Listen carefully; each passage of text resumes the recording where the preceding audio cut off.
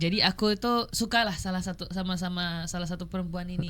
Oke. Nah, aku nggak tahu kalau cewek ini tuh aku tahunya dia udah punya pacar, tapi dia itu kasih terus perhatian ke aku. Nah, kalau otomatis kalau aku dikasih perhatian sama cewek yang aku suka, pasti baper dong. Iya dong. Otomatis pasti baper. Iya. Ya, ternyata Assalamualaikum warahmatullahi wabarakatuh. Selamat siang semuanya. Di Indo banget, Tommy Hernawan gak sendirian karena di studio sudah ada Bertrand Putra Onsu. Halo guys. Yo. Halo. Selamat datang Onyo, apa kabar? Terima kasih banyak. Kabarku baik-baik saja. Kabarku baik-baik saja. Aku baik-baik saja. Jadi nyanyi gue.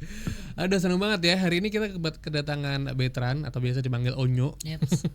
Kenapa sih itu panggilan jadi Onyo?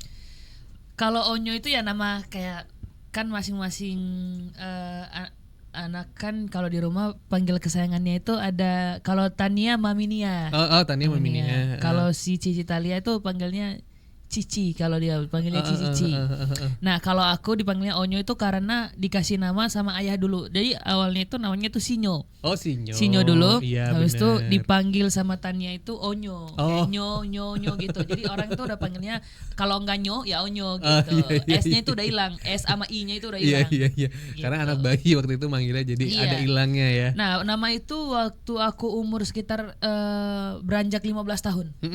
Beranjak 15 tahun nama itu udah mulai muncul tuh Onyo. Iya, tapi jadinya si teman-teman fans atau kayak penggemar lo tuh kayak lebih gemes gitu loh kalau manggil Onyo. Iya, cuman tuh ya. kadang kalau semakin aku bertumbuh dewasa itu nama Onyo itu malu aku kalau kayak jadinya itu dulu aku dipanggil Onyo kayak seneng kan dilihat gini, Iya. nama gue dipanggil, karena itu menurutku kayak nama unik yang berbeda yang semua orang itu nggak punya nama lucu itu gitu loh. Onyo disingkatinnya itu kayak bisa Onyo gitu. Iya. Teman-teman manggilnya. Nah, jadi kadang aku juga kayak ngerasa aku udah di umur 20 tahun ini dipanggil Onyo itu kayak aduh, kayak kurang ya, ada kurang-kurangnya gitu. Iya. Ada kurang, tapi ya nggak bisa dipungkiri itu udah jadi identitas ya. Iya gitu. Orang-orang udah pada kenal, itu Onyo tuh gitu. Iya. Jadi aku kayak udahlah. Yes. Panggil Onyo, Bertrand apapun juga boleh lah. Gitu. Tapi dipanggil nengok kan? Iya, pasti nengok dong. Kalau dipanggil Bertrand atau Onyo itu pasti nengok. Iya. Gitu. Kalau nggak diem aja kan? Iya. Kalau nggak dipanggil kabur. Kecuali namaku dipanggilnya kayak dipanggil kayak Jeff, nggak nengok, orang bukan nama gua gitu. Oke, jadi Bertrand datang ke sini buat bawa kabar baik pendengar ya Sobat RDI. Yep. Jadi sekarang ini kalau kita pantau memang lagi produktif banget. Yep. Ngeliris single tuh bisa 3 bulan sekali, Iya, bisa benar. 4 bulan sekali ya.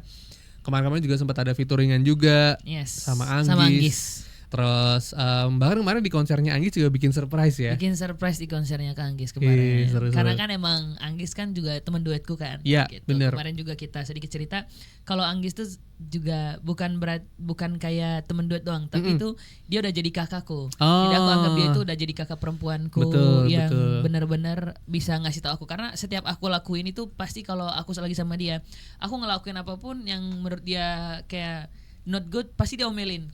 Gitu. Pasti Jadi dia bisa langsung kayak, sharing-sharing. iya, bisa sharing. Pasti dia gini, "Nyo, enggak boleh kayak gitu ya. Selesai enggak cukup enggak gitu." Aku tuh pasti kalau dia udah ngomong aku udah kayak oke Kak, oke gitu. Karena menurutku kayak selain orang tua aku yang ngasih tahu ya ada kakakku juga gitu. Bener. Jadi aku juga jadi ngontrol diri untuk pergaulan. Jadi banyak input lah ya, Yes. banyak yang ngasih masukan lah ya. Oke. Jadi kalau ngomongin seorang Bertrand, ini kan tadi nyanyi ada beberapa single, ada yang percuma sama Anggis, diam-diam yang kemarin rilis, dan sekarang juga bawa kabar baik tentang Pecundang. Nanti kita juga bakal ngobrol soal Pecundang, cuman pengen tahu dulu, Onyo ini kan sebenarnya udah lama juga di dunia entertainment. Yeps. Ada kadang ikut kuis-kuis lah, kadang ikut game show, kadang ada main di TV lain-lain. Nah, lu tuh sebenarnya di dunia entertainment tuh pengennya dikenal sebagai apa sih secara ini ya? Penyanyi sih paling. Penyanyi. Musisi yang bisa nyanyi lah. Iya. Jadi kalau emang ada tawaran buat syuting film atau syuting series, ya tetap diriku, karakterku Bertrand yang bisa nyanyi gitu sebagai musisi. Oke. Jadi memang pengen menguatkan diri sebagai penyanyi dan musisi. Dan memang ketika seorang penyanyi ngerilis single, nah itu jadi kayak senjata dia lah. Yeps. Buat menyapa pendengarnya. Nah, sekarang kita mau nanya senjatanya nih, judulnya adalah Pecundang. Agak berat ya sebenarnya ya. Iya, liriknya judulnya memang agak berat sih, pecundang. Cuman lo dari kemarin sudah. Pak mendeleverinterpretasikan si pecundang ini kayak gimana sih? Aduh, gimana tadi apa? Jadi kayak menggambarkan, menggambarkannya, terus lo kayak delivernya tuh kayak gimana sih lagu pecundang ini nih? Gitu. Kalau menggambarkan lagu pecundang ini tuh, jadi ceritanya lagu pecundang ini tuh bukan aku yang bikin, bukan aku yang nulis, jadi Kamga yang tulis. Oh, Kak Kamga, iya. Kak Kamga yang tulis, sama yang bikin musiknya namanya Tintin. Ya, gitu. Ini mah orang jago-jago semua. Jago-jago semua. Jadi kadang aku tuh kalau ditanya itu gimana sih liriknya, itu gimana sih cerita lagunya, mungkin kalau itu aku cuma sedikit cerita adalah itu cerita mungkin dari Kamga atau emang dikeluar dari pikirannya dia aja. Kalau ditanya itu background story itu bukan. Iya. Aku emang udah dari lama itu minta sama Kak Kamga untuk boleh nggak sih satu lagu aja tulisin buat aku. Iya. Terus katanya udah lu udah terkenal juga, mau semua aja lagu-lagu dari gua. Terus aku bilang bukan masalah itu. Aku emang butuh banget lagu-lagu dari Kak Kamga gitu. Aku pasti minta lagi sama siapa lagi? Aku minta kemarin sama Kak Hamalini. Jadi itu yang percuma. Sama Gis. Terus habis itu udahlah tulisin lah buat gua lah Kak gitu. Terus kata dia, "Oke, nanti aku tulisin ya, tapi nanti dulu." Oke. Kita rilis nih diam-diam.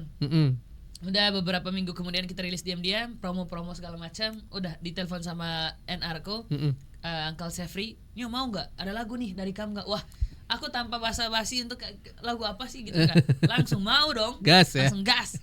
Udah di hari itu kita kirim-kiriman lewat WhatsApp untuk lagu segala macam. Ini enaknya gimana nih lagunya, enaknya gimana. Terus aku bilang udah kalau aku nyanyi aja, aku untuk cerita aku serahin sama yang suhunya. Iya.